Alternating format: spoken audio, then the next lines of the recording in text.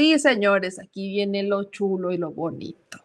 ¿Se acuerdan que en la mañanera el INEGI fue tema? ¿Por qué? Porque el INEGI habría dicho que desde agosto del año pasado ya habríamos superado las 100,000 muertes por COVID, mientras que meses después esto fue dicho por el gobierno federal, por parte del, por supuesto, subsecretario de Salud, Hugo López-Gatell.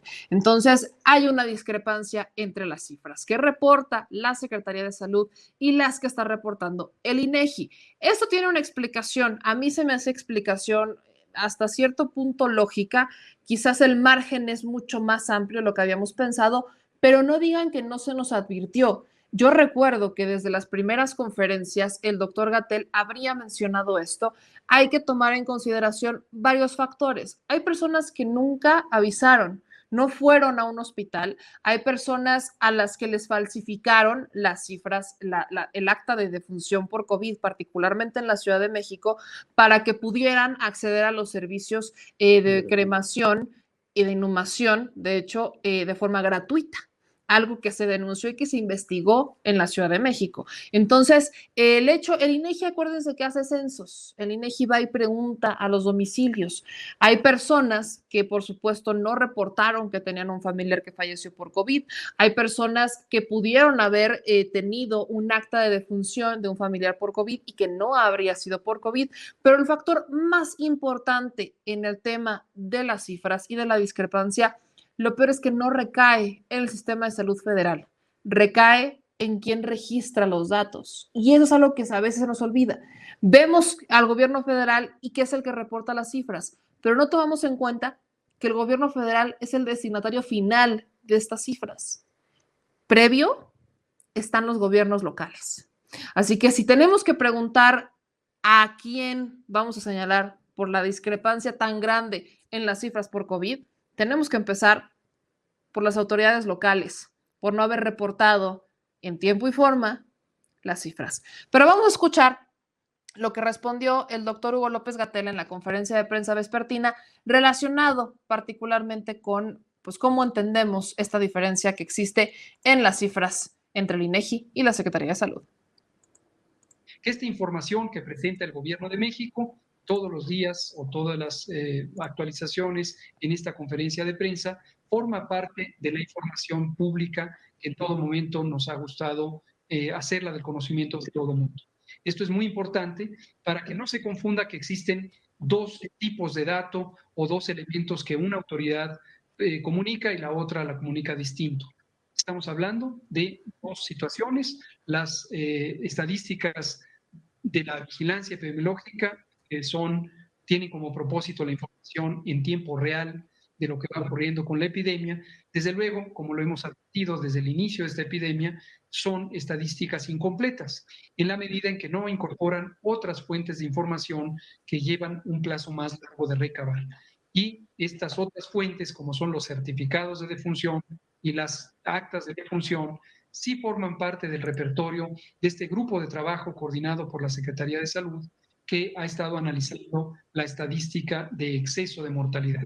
Hoy INEGI presenta datos sobre ese exceso y aquí le dejo la palabra al doctor López Ridaura si puede compartir su análisis sobre cómo confluyen estos dos elementos de información sobre mortalidad en exceso. Ahora, esa es la explicación de Gatell. Como les dije, él dice, aquí las cifras pues, son, o sea, sí hay una diferencia porque no hay un registro particularmente de forma diaria. Ese es un tema. Pero ahora les quiero poner justamente como el doctor Luis López Ridaura explica a detalle la diferencia entre estas dos cifras. Esto es algo que se dio a conocer en la conferencia vespertina. Hay mucha gente que ya dejó de ver estas conferencias vespertinas y creo que valdría mucho la pena que lo volvieran a hacer, particularmente porque hay muchas cosas que están saliendo en estas conferencias. Existe que si México no compró las vacunas, nos las están regalando porque no nos enseñan los contratos. Bueno, ni siquiera el empresario que decía que tenía las vacunas compradas nos quería mandar el contrato y cuando nos los mandó nos dijo que por favor no lo divulgáramos por cuestiones de confidencialidad. Y bueno, por supuesto que lo divulgamos porque es falso. Vaya, ojo con eso, hay cuestiones de confidencialidad. Dos, es que México solamente está como conejillo de indias. Oigan, todos estamos como conejillos de indias, todos, en todo el mundo. No hay una sola vacuna que haya terminado las fases completas, ni una. Por eso, su autorización es exclusivo para uso de emergencia.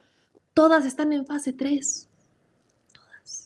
¿Y por qué es importante hacer estudios clínicos y ensayos clínicos?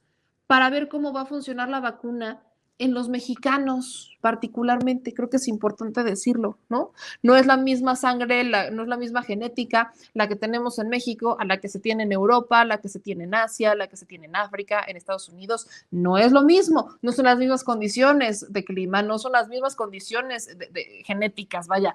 Creo que hay que caber tantita lógica. Estas locuras conspiranoicas en las que caen muchas personas son el reflejo de la ignorancia en la que ha vivido lamentablemente este país, que es muy triste la ignorancia en la que hemos vivido porque estamos bajo este velo de que solamente los medios importantes, diría Olga Sánchez Cordero, pueden informar. Y agradezco al menos que el Universal lleve una línea mucho más apegada a la realidad que el Reforma. Pero dicho eso, creo que es ampliamente cuestionable lo que siempre digo. ¿Dónde chingados informan? Vamos a ver la explicación que da la Secretaría de Salud, particularmente sobre estas diferencias. Les traemos nada más los números comparativos del ejercicio que estábamos haciendo, que estamos haciendo, y estamos publicando cada 15 días el análisis de exceso de mortalidad, tomando en cuenta la red que RENAPO tiene también de una red rápida de cada una de las entidades federativas para obtener información, no toda la información que tiene el acta de función, pero algunas variables que son muy importantes. Entonces, este sistema es un sistema que viene de los estados, de los registros, el acta de defunción, y esta es la que se registra rápidamente en esta red y es la que se ha usado por su oportunidad, es la que se ha usado como la fuente principal para el ejercicio de exceso en la mortalidad en el grupo interdisciplinario. Lo que está publicando INEGI es ya la información de los certificados de defunción, donde hay más detalle, hay más información, pero bueno, lo están publicando ahora lo que tuvieron en este primer análisis hasta agosto. Nosotros en el análisis de exceso de mortalidad, pues ya estamos en los últimos boletines publicando más o menos un mes de atraso, que es lo que no podemos tener con prontitud en el último mes. Entonces, nada más para mostrarles, ahora sí, comparando el mismo periodo analizado de las dos fuentes, lo que se hace en el grupo que está coordinado por la Secretaría de Salud y con los datos que coordina el Instituto Nacional de Salud Pública en el grupo técnico del análisis, pues vamos a ver que las muertes, tanto las esperadas como las confirmadas, son muy similares. Son muy similares y esta es la base para el cálculo del exceso de mortalidad. ¿Por qué las esperadas pueden variar? Y este es un punto de diferencia que es técnico, es menor. INEGI utilizó también el 2019 como parte de su estimación de la mortalidad esperada. Nosotros en el grupo experto, donde también está participando INEGI, utilizamos desde 2015 al 2018, que eran los datos que teníamos más sólidos para estimar lo esperado. Entonces, tal vez la diferencia aquí es precisamente el incorporar un año más, que también ya lo incorporaremos en nuestros nuevos análisis de exceso de mortalidad. Y las informadas también pues puede variar. Varía principalmente, y como yo mismo se los he mostrado, tenemos, no todas las entidades federativas en esta red coordinada por RENAPO reporta con la misma prontitud y la misma exactitud. Entonces, es esperable que tengamos variabilidad, pero como pueden ver, la variabilidad es mínima y el porcentaje de exceso en este periodo, de enero a agosto, a finales de agosto, es muy similar.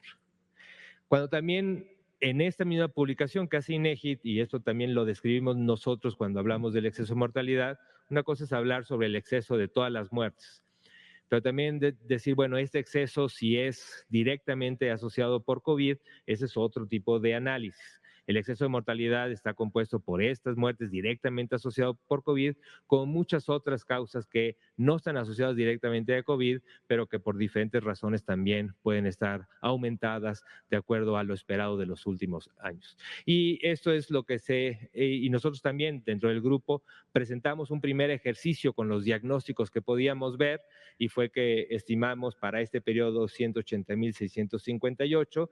RENAPO también había hecho un ejercicio similar con 113,000 Y ahora, INEGI, esto es lo que publica hoy, RENAPO había hecho este ejercicio y tomando los datos que teníamos en ese momento en el grupo de exceso de mortalidad para ver cuál de todo este exceso estaba explicado directamente por COVID, hicimos una primera estimación.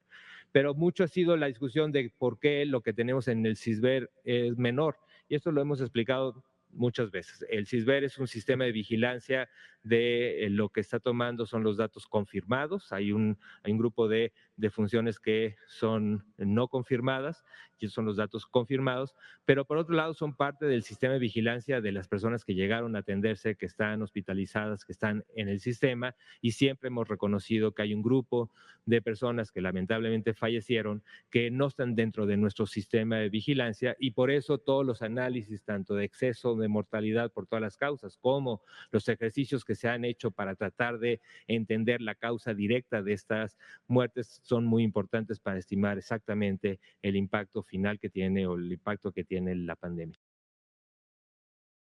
Ahí está, ¿no? Volvemos al tema más central, de hecho, de todo esto. Y el tema central es, ¿quién es el que registra el dato? El gobierno local. El gobierno federal no va y me puede decir cuántos murieron. No, es el gobierno local. Así que si alguien falló para registrar de forma lo más real posible estas cifras, fue el gobierno local. Si le quieren reclamar a alguien, reclámenle a su autoridad local, particularmente. Esto ya se había previsto, sí. De hecho, se dijo muchas veces que las cifras no eran en tiempo real, que venían con un atraso de 15 días. ¿Te acuerdas lo que pasó con Bolivia? Con 15 días de retraso, que los medios siguen retomando como el récord. Creo que siempre va a haber récord mientras no se vacune. Y ojo, vamos con las cifras de vacunación, ¿no?